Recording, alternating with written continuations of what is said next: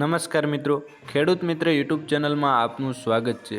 આજના સમાચારો વિશે જો વાત કરવામાં આવે તો વરસાદને લઈ મહત્વના સમાચાર। હવામાન વિભાગ દ્વારા આજે પણ ઉત્તર ગુજરાતમાં ઓરેન્જ એલર્ટ, જ્યારે રાજ્યના તમામ જિલ્લાઓમાં અત્યંત ભારે કરતાં પણ વધુ વરસાદ એટલે કે અપવાદરૂપ ભારે વરસાદની આગાહી જાહેર કરી છે। આથી રેડ એલર્ટ જાહેર કરવામાં આવ્યું છે।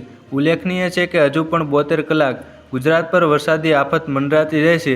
આજે હવામાન વિભાગે ઉત્તર ગુજરાતના જિલ્લાઓ સિવાય રાજ્યના તમામ ભાગોમાં એટલે કે સૌરાષ્ટ્ર, કચ્છ, મધ્ય ગુજરાત, દક્ષિણ ગુજરાત અને ઉત્તર પૂર્વ ગુજરાત જિલ્લાઓમાં રેડ એલર્ટ જાહેર કર્યું છે।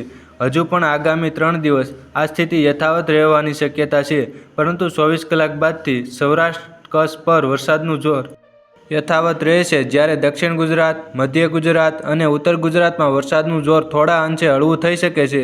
પરંતુ આજના દિવસ માટે રાજ્યનો એક પણ જિલ્લો કોરો રહે એવી સંભાવના નહીવત છે।